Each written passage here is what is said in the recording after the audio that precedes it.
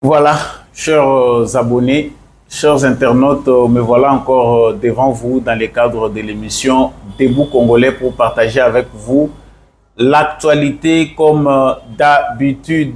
Boye malamu na kati émission Oyo Bandeko Balandi, émission Topé Tando ya ba éclairé Debout Congolais, Samba Olonga Tombelibino, Boye malamu kati na émission Oyo. Soki osa déjà en direct.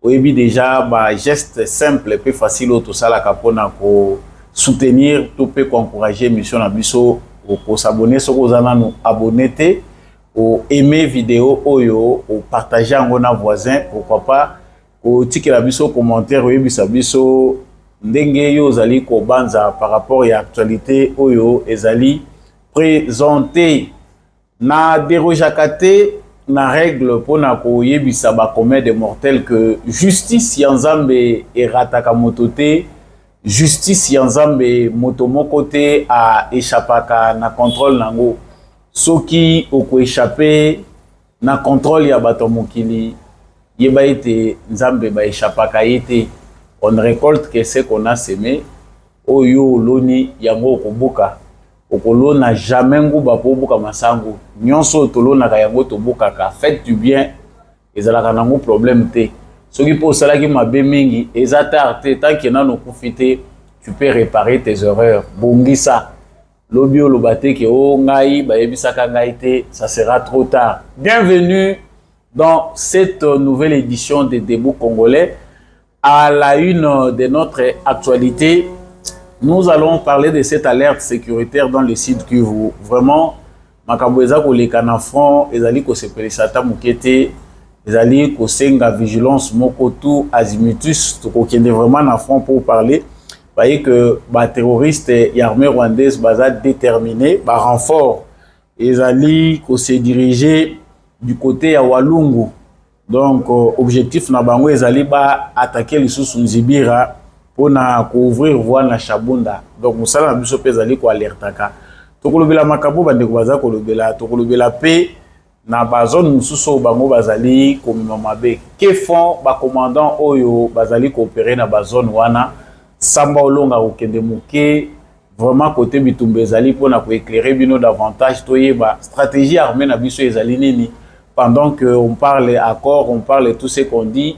Mais les terroristes basés dans l'agenda moko caché sur ordre de Paul Kagame. J'en parle dans cette émission. Nous irons en Guinée et pas un coup d'état et salami na Guinée-Bissau oyo monsieur le président Sissoko Ambalo azali détrôné bakeyi ko kangaye na ba militaire na palais présidentiel et sikaya azala qui 3 jours après des élections oyo yazo se réclamer vainqueur.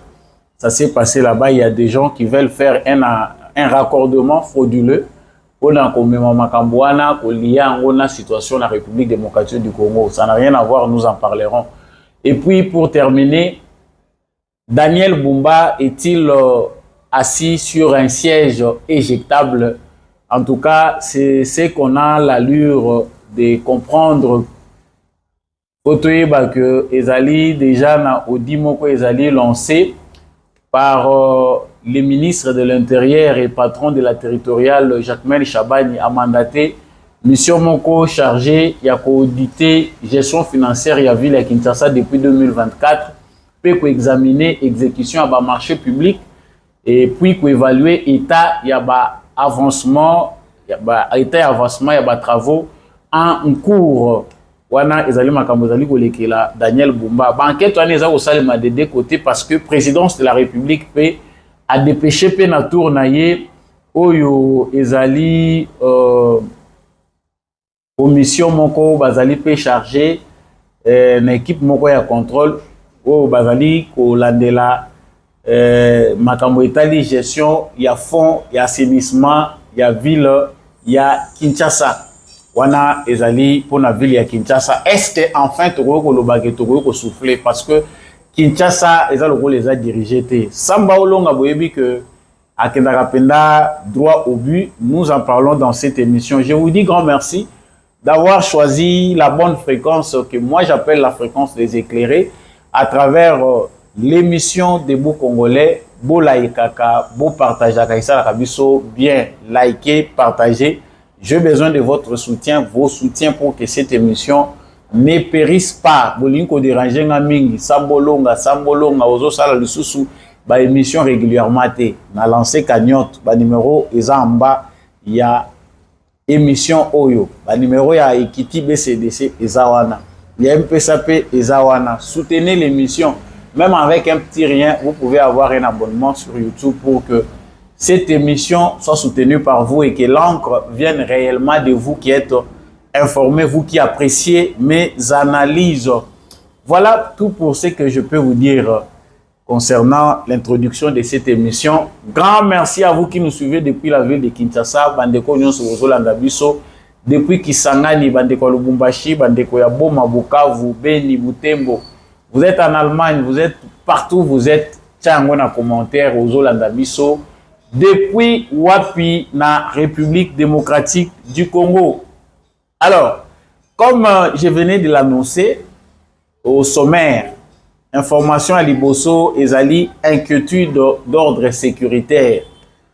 Webiete Bitumba ezali ko continuer na ba province na biso mibale na noeza cible pour ne pas parler aussi de l'Ituri tozo kolobela makambo eza koleka na Sud Kivu. Chaque fois que armée na biso a salaka ba monter bon mona kaka ba raté ezanga kati. Vous savez que na dimanche utaki koleka ne bandeli poso, nous étions très fiers que armée na biso localité moko oyo bazwaki na banguna, ça n'a pas fait une journée pour que l'armée reprenne contrôle na localité wana. Mais on a observé pendant ces 48 heures climat moko oyo eza malamu te na front, c'est-à-dire na Sud Kivu.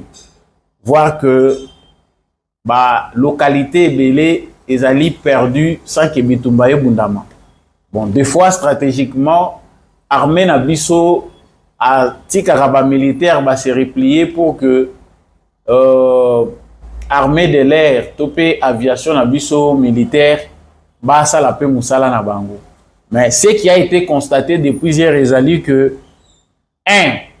on a informé l'état-major peut informer commandement il y a 3e zone de défense que ezali na ba renfort ya ba terroriste rwandais oyo ezali ko uta ezali ko ya côté ya Walungu. Objectif ya batouane eza ko attaquer Nzibira pe ko fongola voie vers Chabunda. Pona bato bayebi bazone wana bayebi comment ça se passe. Donc l'armée rwandaise ezali armée ya sikate pa na biso ba méthode opératoire na bango toyeba. Soki ba meki bino mupanzio eza lokola bazo fente bino pour baya couvrir fond côté mususu et puis tant bazo fongolango bango bayaka balandisi ba équipe, c'est-à-dire soki ba tie équipe na bango ezoya tant bino bozo frapper bango boyebi que baza frapper bo avancer bino bo pemi bolobi que a to conquérir tant l'état bino bo luka bocha ba base na bino po bo renforcer ba position na bino bokomona bango ba ye lisusu. Donc bango ba attaquer kaka na ba position misato ya kolanda na to mibale. Ils n'attaquent pas comme ça. Mais ce qui est à déplorer l'armée na biso eza que ba attaque na biso souvent eza ba réaction, eza jamais ba attaque boye to vandi to attaquer. Bango kaka mutu bazo yaka ko provoquer biso. Et puis ceux qui to réagir et que résultat eza escompté, résultat ezali satisfaisant au monde la tolali. Na éviter makambo elekaka na football soki ezapeka makambo to mona kana front et comme psychologie na biso. Vous marquez un but, bokomi na minoko lala on dirait bozo beta lisusu te. C'est ce qui se passe au front. Pourquoi il faut laisser du temps à l'armée rwandaise de se renforcer pour biso to ya ka ko réagir? Pourquoi? Na moment doza ko loba ndenge na uti ko lobango, c'est ce qui se passe. Ils sont renforcés. Et pourtant biso dozo occuper ba position to vandi nanu tozo zela bango. Ba renfort na bango et ya comme ça ceux qui va se renforcer ba attaquer biso nde biso to ko réagir. Ce retard ezali ko causer biso ba perte. Ezali ko tia biso en difficulté. Et si Eyebani Nango clairement que Paul Kagame n'a pas besoin de paix, Paul Kagame est en train de créer des manœuvres dilatoires pour na kotala ndenge nini akoko saboter accord de paix wana. Alors, ils ont déjà Bolanda qui ministre Affaires étrangères na bango. Naye moko Kagame. Alobi ki accord wana eza na ba makambo ebele eza ba imperfection. Lui déjà se plaignait de l'accord. Ah bazolo ba makambo akende ko signer biso déjà tolobi ki ata na civière akende. Ata na kati ya cercueil akende. Ye abandi déjà ko dénigrer alobi accord wana eza yango te. Maintenant c'est au tour de son ministre des Affaires étrangères d'inventer d'autres raisons pour na ko justifier absence na bango bakende te. Alors baza ko sala makambo na bango ndenge nini? Bazali ko agir par provocation. On comprend certainement que l'armée congolaise est dans une situation délicate, vu aussi la démarche diplomatique que mène le président de la République. Donc, à un moment, il ne faut pas attaquer na biso topé, ndenge biso pe tozali ko réagir et bima aux yeux de l'opinion internationale comme si c'est que tozali ko violer cessez-le-feu. Vous voyez que récemment, to chofa ki bango mingi. On parle de violations de cessez-le-feu des deux côtés. La RDC est entrée en même temps de jouer avec la démarche de l'armée, en même temps aussi avec une démarche diplomatique. Tout en sachant que les deux, ils ont une démarche, souvent, la démarche diplomatique, ce que les États moulaï, et nous, la militaire, surtout en face des ennemis locaux rwandais. Alors, Paul Kagame a mis en place la stratégie qu'il a toujours utilisée, c'est la provocation. Mais qui a un discours pour RDC a s'énervé, attaque au s'énerver. Depuis a nommé ministre Naya ba réseaux sociaux Anna Olivier Ndoyire. Le travail qu'il fait, c'est de toujours provoquer. On dit autre chose dans la réunion, quand on sort, il y a à raconter bilo Moussous, à couper sans sens Moussous. C'est soit pour désinformer l'opinion congolaise Oyo et l'Andakabango à travers les journalistes na bango basomba na Congo. Soit c'est pour flouer les Rwandais davantage, soit c'est pour provoquer le gouvernement congolais. Heureusement que Toroï peut féliciter en quelque sorte le travail abattu par Patrick Mouya depuis qu'il est porte-parole du gouvernement. On sent quand même que de temps en temps, mise au point Ezako Salema pour essayer d'éclairer l'opinion congolaise. C'est lui qui a besoin de comprendre. En tout cas, ça l'effort Mingiti. Chaque semaine, on revient sur ces questions-là de manière officielle, même si on a des détails mingi. L'objectif de Paul Kagame, c'est de saboter l'accord. Comment il faut bitumba et éclater à Makassi. C'est-à-dire, au moni bango déjà basi basali tableau dans bango balobi qui noto comme à décembre, ils doivent gagner d'autres territoires, d'autres régions. Alors, nous ne devons pas croiser les bras. Il faut solidifier nos positions, il faut prendre des mesures urgentes. Tu as vu que ce n'est pas toujours évident. Il faut changer commandement, il y a troisième zone. Commandement, il y a troisième zone, il faut changer. Ezali, pe na difficulté na nous. Le temps que Mouto Yaye a fait en place, ndenge nini akoki ko orienter makamunaye dans cette transition-là, Rwandais, toyebi bango ke ba korompa mingi. On parle ici déjà, na ba commandant Moussous, même na ba wazalendo, trop d'infiltrés, trop de gens, oyo bazolia bambongo, bazoya kapona kubuja kabalini. Le travail que fait l'armée rwandaise, que fait Kagame derrière nos lignes, c'est de corrompre nos officiers, corrompre ba ligne na biso pour que ba fragiliser biso. Vous savez, chez nous, il suffit qu'à rabailler le mbongo, ba souffler les kambambongo, et belé ba bossa naka devoir patriotique. Ba bossa naka o yezali slogan topé devise armée na biso n'est jamais trahi. Awa tozako lobawa, ba mususu ba repli. Vous repliez pourquoi? Ordre ya repli ezako uta wapi. Côté mususu après Kilungire na territoire ya Mwenga. Bazali sous na vie à confoncer. Nous souhaitons que cette nuit na poko ya lelo tokutana na makamate na poko ya lelo tozali ko souhaiter que armée na biso asala musala na yena ndenga likolo batouana ba progresser te po baza déjà ko tia en danger ba population tant akimaka bakimaka na ba désordre Oui, déjà, ce qui population a créé des bandades, situation est comme difficile à gérer. On se demande pourquoi nos militaires, pourquoi pour la nini base na biso, ils allaient ba militaires bazo traîner na katia ba localité place population azali au lieu bokende ko l'ennemi place à koya ko côté. C'est une alerte que nous avons voulu vraiment lancer na début pour que émission Batu o bazo landa biso toye baka déjà nos responsables militaires, chefs d'état-major, ngonga yango yo mieux veut prévenir que guérir. Tu as vu que la situation est délicate, mais ne rêvez pas pour le but que couloir pour bango bazana besoin d'avancer. Aussi tu expliques mingi que entre Kagame et Tshisekedi, Kagame azana place na ye ya marge ya manœuvre. Pour Kagame, lui et Tshisekedi doivent se régler au front. Tshisekedi pas yebi que domaine wana eza domaine na ye penza penzati. Même s'il a aujourd'hui une mission de nous créer une armée puissante et républicaine, mais ezali penda domaine où Tshisekedi azolunga kolingate domaine wana belliqueux ya kobanda ko déstabiliser ba pays ba ninga to pe ko kende na bitumba moko interminable. Le souci de Tshisekedi c'est d'arrêter la guerre. Tshisekedi œuvre beaucoup dans le domaine diplomatique là où il a donné Paul Kagame des coups.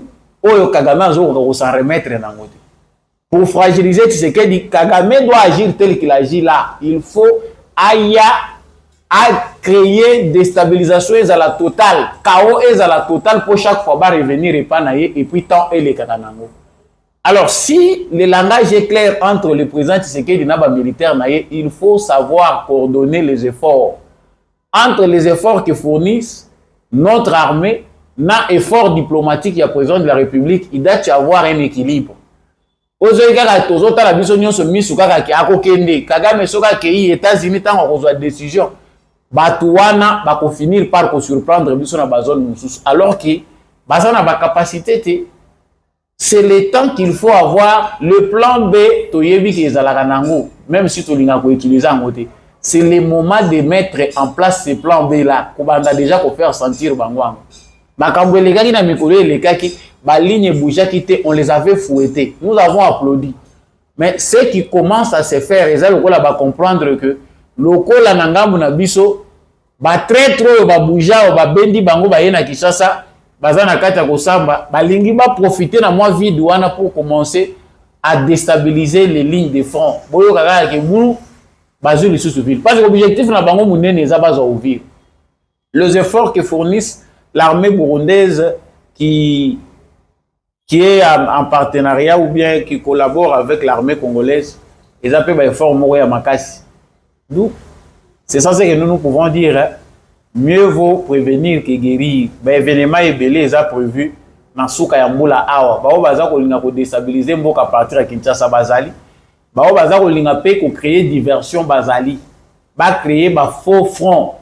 Ça dit ba créer des événements moko ya mabe alors que ba yebi que et si Kabazolinga va opérer à Kinshasa, ça aussi, en tout cas, la stratégie sécuritaire et à président de la République, il faut qu'on étudie Malam Mingi côté Wana. Kagame a toujours agi aussi en diversion, à manipuler la Mingi, facilement les Congolais de mauvaise qualité. Ça m'a mis dans un Olobawa, oh, Bamoussou, Bamou, Ezopé, Sabango et Sengo. Balobi, il y a un coup d'État qui vient de se passer en Guinée-Bissau.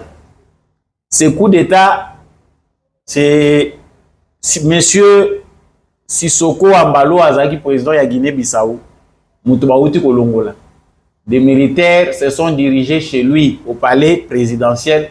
Bakangi Pe, ministre, il y a intérieur, Bakangi chef d'état-major na adjoint na ye. Allez, awa toza kolobawa. C'est déjà coup d'état na bango et chez Vandi. Alors, ba rêveur na biso pe au bazar na Congo. O pe bazo rêver ba scénario ya ndenge wana. Oyo baza capable te ya ko fournir ba effort démocratique pour consolider ba ki otoza nango. Baza ko rêver ba scénario neti wana. C'est-à-dire qu'on se réveille un matin, qu'on voit des militaires braves, ndenge basi ba pesaka bango ordre qu'on attend un homme fort na Senko. Il suffit seulement un homme fort pour que Basile Samakam. Vous savez que Bandoki Namboko bata marasute. Ce qui est terrible au Congo, c'est que les sorciers ne se cachent plus. Vous pouvez même les voir à travers leur langage que Oyo Azandoki. Babata Maralisusu te. Moni Kindoki Akala, Ezara Bisota Otozokola, Ezara Batuya Bamakodia, Ozomona Mwana Moko Mapalate Belé Nanzoto, Bazota la à partir à Bongo Balobi Azandoki. Moni Babilo Moko bizarre, salité, Ndenge Wana Moni Balobi Mwana Azandoki. Mais Kindoki Alelo, comment il y a propriété? Obi ke Bandoki Bazan Afrique, Bakompe Kozwa style ya Mundele. Pour Kindoki Peza Kuna. Ou ba pédophiles wana, ce sont des sorciers. Hein? Et les autres races on a lié ko loba wate ba ya ko kata na émission pa. Mais ce sont des petits sorciers, des sorciers au bazape basi ba perfectionnel au lenge na bangwa Kindoki. Donc plus les jours passent, plus la sorcellerie au Congo aussi. To komi ko mona ngo ezozo a forme. Ozo mona ke komi na ngo batu moko ozo mona otali moto kanisi moto malonga nzoka ndoki. Donc il y a des gens qui imaginent des scénarios qui pensent que la Guinée-Bissau peut se répéter au Congo. Et c'est vrai, na mitou ya bato belé, ba fantasme, ba rêve belé. Les Kabylie se rêvent de ça depuis longtemps. Ils nous ont mis même des moyens. C'est pas pour rien que les autres ont quitté ici sans être chassés. Ba kimi ba moment ba komi ba exilé politique. Ils ont tant entendu ce scénario. Premier mandat, ya Tshisekedi et Sili, scénario en et Kokisamite. Le deuxième mandat qui a commencé. La raison même pour laquelle va renforcer la ligne M23, c'est ce scénario-là. Bah, déjà que pour Nabango, c'est un faiblard sur le plan sécuritaire, azam militaire était à comprendre. Bah, Minaki Congo partout.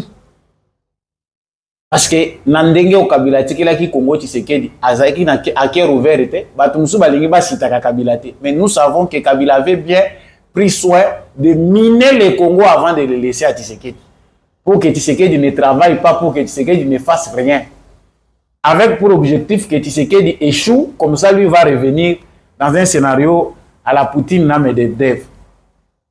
Mais malheureusement pour lui, Mouto Bango Bamonaki qui a Zalembele, Aza président postiche, Aza Moutumoko Toche, Tokopikola R Tolingi, à la Kisi Bango vrai face naïe. Mais il ne se fatigue pas.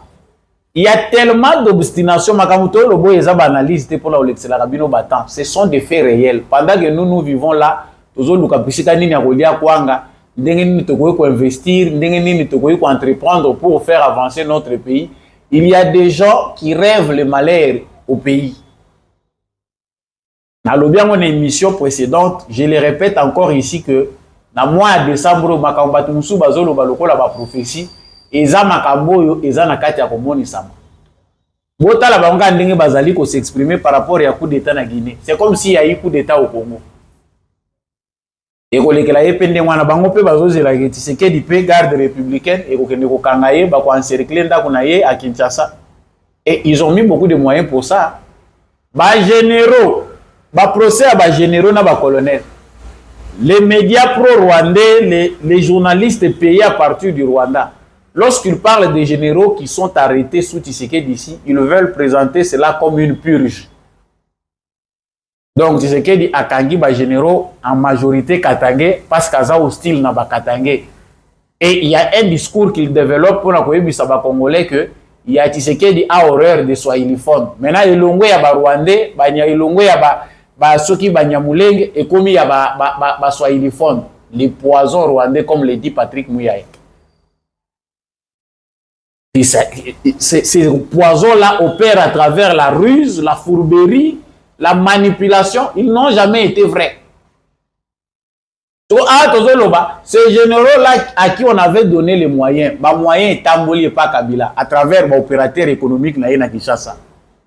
Parce que Bango a commis très agité, c'est parce que Tshisekedi est maintenant au cœur de l'action. Bisika Tshisekedi a commis, biso batoto sambelaka. Toche prière tolobi alongola nzamba longole mutema ya mawawana. Il doit venger les Congolais. Alongola mutema mawazana ngo trop de christianisme dans les décisions, trop de pasteurs. Président, à un moment il ne faut pas consulter toujours les pasteurs.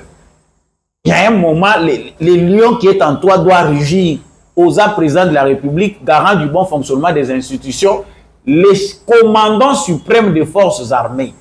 Les commandants, ça ne dépend que de moi. Parce que si tout dépendait que de moi, le président de la République, qu'il soit civil ou militaire, il faut dans les 3 semaines avant prise de fonction ou bien dans les 1 mois, exercice armé à la tenue.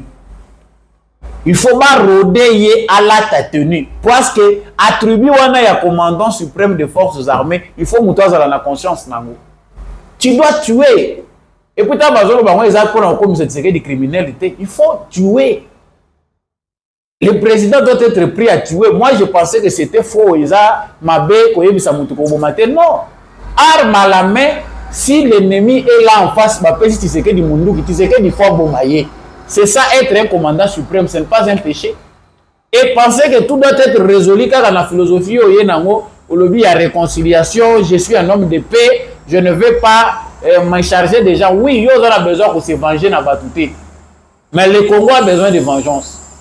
Voilà pourquoi Balien Moussou Sezo continue au cannabis parce que le président, lui, continue à penser que la vengeance n'est pas la solution. Non, la nation crie vengeance. So, bango wana bazo tikate. Bango wana bazo tikate. Au cœur de l'action, nous voyons déjà que ici, ça ne va pas parce que l'action, les poumons du système kabilande bisika Tshisekedi a commis. Tchoubambeli, wochango lususu na frigo. Ah, monsieur le président. Toute cette économie est par terre et le colo ya batouana. Des opérateurs économiques qui opèrent au Congo alimentent les M23. Nous avons dit que mbongo zo ute pa Kagame, mais mbongo zo uta na entreprise basée à Kinshasa. Franchement, tout ça on doit garder ça et ça la secret défense. Yango zo mona ba Congolais musu bazo comprendre que l'argent quitte Kinshasa pour alimenter les M23 et ça continue.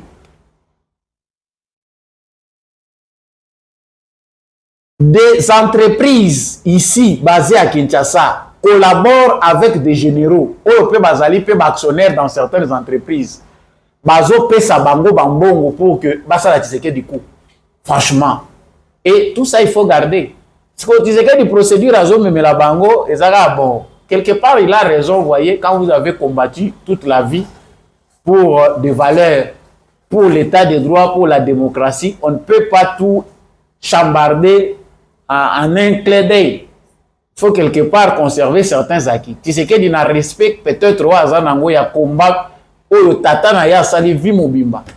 Et Tshisekedi a fait toute la vie ce combat là. Tshisekedi voit que tu quitter au nom de la colère, au nom de ça, to baby sa nyonso, to kota na ba méthode mususu. Quelque part on les concède dans ça.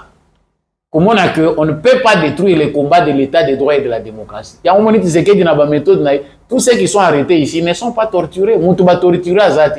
Ils sont dans de bonnes conditions. Sylvain Kenge, général porte-parole armé à Lubiangwa. Ils sont bien gardés, mais franchement, ces méthodes-là, nous les autres, les aliko, c'est Pelisabisoti. C'est dire aux jeunes qui entrent dans l'armée que vous pouvez trahir ceux qui bakangio, tu seras bien traité. Et puis on va te mettre dans une prison où tu respires. Non. Il faut faire comprendre aux traîtres et les jeunes qui entrent aujourd'hui dans l'armée que si tu trahis et si tu t'indio, il faut aller chez Allah, te renvoyer yokuna, les traîtres n'ont pas une place dans la nation. Non. Les nations qui ne blaguent pas avec la sécurité tuent les traîtres sur les champs. Exécution extrajudiciaire ezali existait même aux États-Unis d'Amérique. Israël ne blague pas avec sa sécurité. Connaissant au bango bazali que bazana benemi et belé. Bazali ko kende ko boma batu même na bamboka bapaya. Ça c'est ce que le président Tshisekedi n'est pas prêt à faire. Voilà pourquoi certaines situations sont tirées à longueur ba décision zo umela kakaka. Allez, quand tu as fait rêver les autres, ba mona ndenge ba beti sisoko kuna na ambalo. Allez, tu sais que tu peux rêver basalaye. Ne gardez pas président de la République au bon babatouté. Ba information toujours le besoin à solo. Pour attendre bombi mais mususu nous savons qu'il y a des entreprises ici que Kabila a laissées qui n'appartiennent ni aux Indiens ni aux Libanais mais qui appartiennent à la famille Kabila et des dignitaires de Kabila qui financent certains généraux à Kinshasa pour détruire Tshisekedi. Ils étaient prêts à faire un coup d'État. Bah, information ici est tambolita moulaï. Nous savons qu'il y a des ambassades à Kinshasa qui ont opéré longtemps avec des généraux pour que coup d'État et Salema à partir de Kinshasa, le président est informé. Bon, il y a combien de coups pour comprendre que le pouvoir va s'accanakanangote. Monsieur le président de la République, permettez que bâton à biso et matin. Peut-être des autres innocents, d'autres innocents risquent d'en payer les frais. Yo Rosalate moyebi ba pri ya batumsu ndenge ba komona makambote. Non. Sécurité à mboka basala kanango ba blague té. Je pense que le président a déjà compris. Ba makambo ezo les en Afrique, il faut être appelé ba pays le rôle à biso. Biso tozo yeba que ce vrai nzambe azana Tshisekedi po nombre ya ba coup raté. Pour les alaki na ba domaine le rôle à domaine sécuritaire avant les Tshisekedi n'était pas rodé dans les domaines sécuritaires. Voilà pourquoi Basakani n'a eu pendant les premiers mandats Mobimba. Tout ce qu'il a envisagé comme stratégie, Batouana Basakani donc, nul tete Nzambe na yewana. Nzambo yazo sambe la wana. Franchement, nous savons biso sotoyebi conclusion ezala na Tshisekedi. Bako planifier boye, bayebi que déjà c'est simbi mais bamoni pour errater.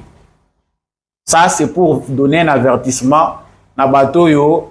Le Congo est la Guinée. Le Congo n'est pas la Guinée-Bissau.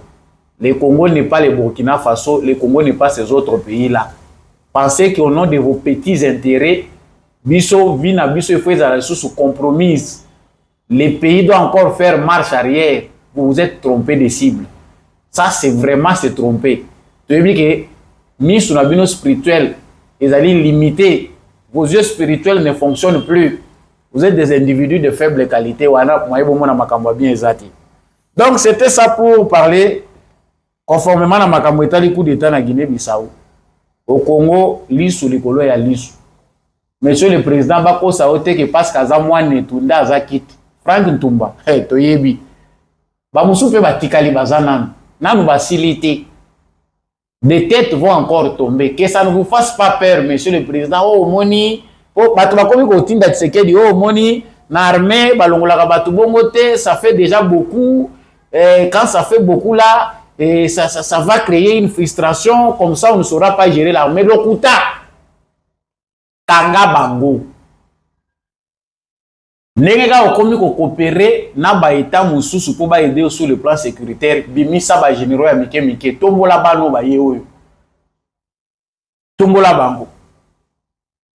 Je termine ici avec l'étau qui se resserre avec monsieur le gouverneur de la ville de Kinshasa, Daniel Bumba Lubaki. Ce qui est délivrance, c'est en tout cas, vous pouvez savoir délivrance.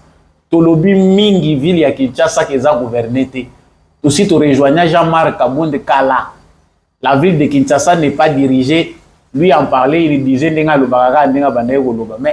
quelque part, mon tout ce qui a la raison, ça a raison. La ville de Kinshasa, sincèrement, est gouvernée. L'autorité de l'État fait défaut. Même les infrastructures. Aïe. Si vous awa, il a fallu quelques indices et pour que accélérer le processus. Le ministre de l'Intérieur a créé déjà, a mené enquête, a audit.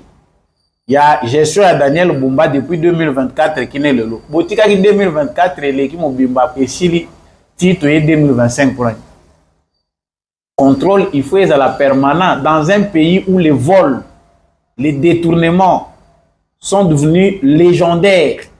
On ne peut pas laisser beaucoup de temps aux gens pour éditer Bango. Il faut le faire régulièrement et puis qu'on serre Bango le roi Banamike. Tala Mukolo Bazar ou Bumba. Tigoyo contrôle les autres salles de deux façons. Poto yo ministre intérieur a dirigeanté enquête naé au dit les autres salles. Poto yo présidence peut accélérer. Fond ce qui d'assainissement de la ville de Kinshasa. Monsieur le président, vous voulez beaucoup jeter l'argent par la fenêtre. Vous dites que peut être dans le cadre de la vigilance citoyenne. L'argent qui est dépensé dans la ville de Kinshasa pour l'assainissement, c'est de l'argent gaspillé, jeté par la fenêtre. Tant qu'on ne sait pas créer de vrais emplois autour de la salubrité et de l'assainissement de la ville de Kinshasa, on ne fera rien.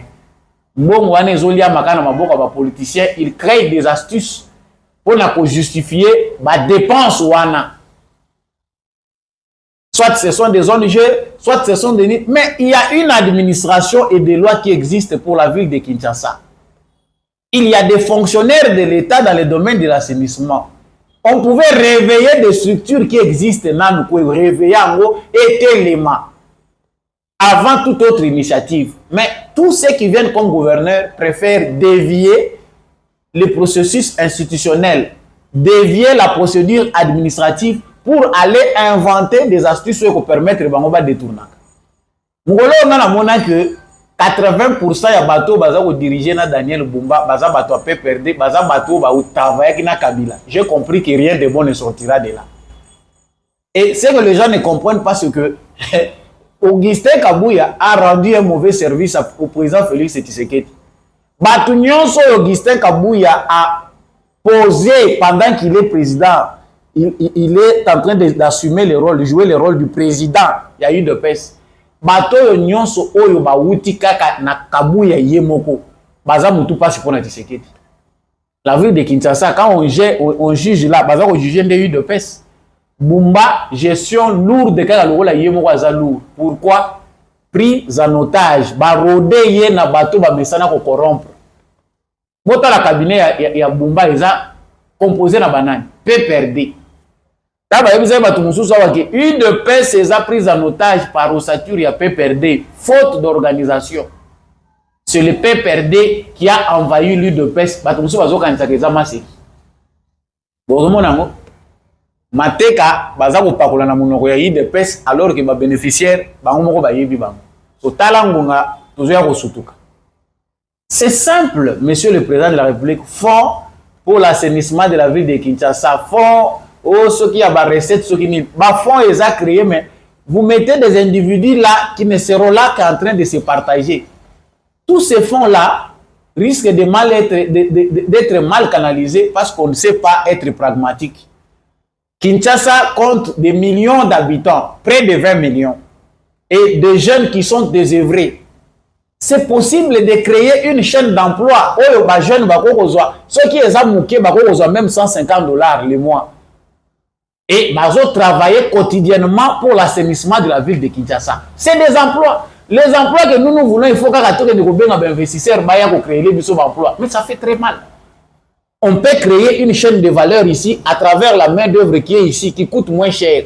Ces fonds-là, vous avez taxes à salubrité, magasins, entreprises, ils ont créé plastique. Où va cet argent?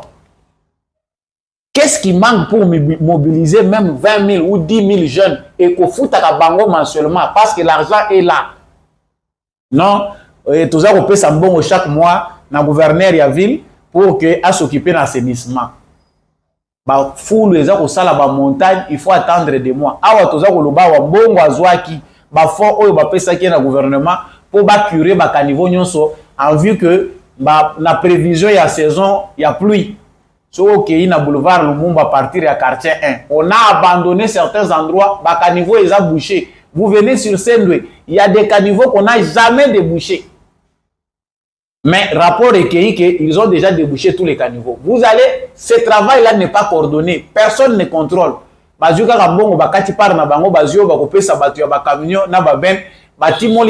Vous trouvez même des endroits où ils abandonnent même les biens publics. Béton où ils servent pour couvrir les caniveaux.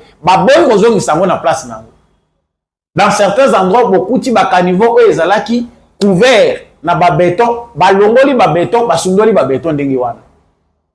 Et personne ne regarde, personne n'est là pour surveiller. Et vous allez faire des audits après une année, après 2 ans, pour aller chercher quoi? Franchement, ils ont ça la moto passe tout ça. Bah pauvres militants, il y a eu de peste, ils ont payé frais, bah lobby gestion nabino, t'as la gouverneur nabino. Alors que bah qui était moutou, qui a zoakane bah dividende. Parce que ceux qui l'ont placé là, bah ils ont retiré bah dividende nabango. Yé mon repère, ils ont tiré bah dividende naïe. Parce qu'ils ont un cop. Il n'a jamais été par le peuple, il n'a pas. Tout nos marabas gouverneurs, il y a un petit besoin de changer la constitution. Le gouverneur qui doit travailler dans la vision du chef de l'État est élu par des députés corrompus. Et le président de la République, à son tour, donne des ordres à un gouverneur. cette constitution a été créée pour Nakochabiso dans un chaos éternel. Vous voyez là où se trouve la cacophonie. Maintenant, le président ne sait pas par où commencer. Il doit donc faire pression politiquement pour arriver à maîtriser Moutouana.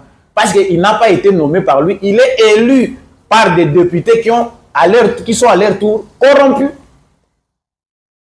Franchement, monsieur le président de la République, ce qui manque, ce ne sont pas des solutions. Borossa Rabino va panel, Borossa Rabino va conférence. Vous allez réunir les gens. Tant qu'on n'y a pas de bons volontaires, tant qu'on n'est pas pragmatique pour comprendre, bon, écoute, combien, guichet unique, yangoy. Autant de millions entre, tu as dit que budget annuel pour l'assainissement à la ville à Kinshasa, Ezali, attends, commençons d'abord par ça.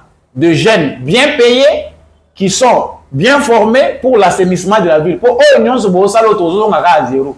Tant que ces jeunes-là ne sont pas préparés à faire leur travail, chaque jour, on revient dans le même endroit. Plastique, pas de mesures contraignantes, pas de, la force de l'État se faire sentir pour empêcher les millions d'habitants de la ville de Kinshasa espace public. Nous perdons notre temps. Donc, si vous allez nous aider à nous débarrasser des Bumba, ça sera une bonne chose. Mais sachez que ça ne sera pas seulement ça la solution. La vraie solution, c'est d'avoir aussi des mesures, des solutions pragmatiques, créer des vrais emplois. C'est possible de créer au Congo là-bas, faut à $250. Et ça possible dans Bongo et Bimakawana. L'argent c'est possible de faire un bon budget, de créer des emplois autour de l'assainissement de la ville de Kinshasa et voire même d'autres villes. Émission est sous Kanangowana pour ceux qui ont mingi pe, tozo sumukaka pe trop. On a bino bozaka ba donner des leçons ceux qui battent au koka. Biso tozo loba. Apprendre ou à laisser, mais franchement, dans le cadre de la vigilance citoyenne, nous perdons beaucoup de temps en gestion. En gérant observation, monsieur le président de la République. Des fois, il faut nous éviter de nous faire perdre le temps. Nous avons déjà que Moutouana a échoué. Mais non, franchement. Chers Congolais, de votre côté, voilà l'une des raisons pour lesquelles la constitution de la République démocratique du Congo doit être revue. Si on a la constitution, mon sous. Cette constitution est conçue pour le chaos. Bateau va concevoir qu'à l'étranger, bah yéba qui que tout ça là qu'à l'autre côté. Débat institutionnel et aussi la caté. Et quand nous allons cacophonie pendant que nous attendons les résultats. Émission ici li bande konanga, ou après ça qui analyse nanga. Natondio, likez, partagez, abonnez-vous. Ou appréciez, nous restons congolais. Les opinions on en partage toujours. Donc ceux qui sont d'accord nanga c'est bon. Surtout que les Kinois, baza ko rêver mingi. Somoni que les Kinois, certains Kinois rêvent. On se mona batu bazo uta na bangwa uti intérieur, uti mboka atanga minga atanga belete, mais parce qu'il est objectif. Pas au mona l'équipe bino comme chef, au comme kolanda yo chef. Émission et Sili Bandeko Nangai, merci na Bandeko Nyonso bozaki en ligne, merci na Bandeko Nyonso yo bo soutenaka Samba Olonga, bo liker, bo partager. Merci à l'association Nous Peuple Congolais, dirigée par Maman Abigail Mwika. Vraiment, vous avez besoin des informations sur l'association Nous Peuple Congolais, appelée Samba Olonga. Matondo Mingipe, ma condoléances aux continuer na l'homme de la vérité des urnes, Jean-Louis Chimbalana, qui a perdu sa fille. Vraiment, sincère condoléances, papa Jean-Louis. Merci na Maman Lisette Mumbendou, Matondo Mingi, na Maman Bilbilonda, papa Maurice Kikangala Matondo Epai na yo, Matondo na papa Michel Lumakaso. Merci mingi na papa Paulin Chika, bandeko nyonso bolingaka Samba Olonga lokola Mama Rose Chirikari, na tondi bino mingi. Bo like émission, bo partager, vous voulez soutenir. Le numéro est en bas de votre écran pour que cette émission continue à éveiller nos consciences et nous éclairer davantage. On se retrouve prochainement avec un nouveau numéro.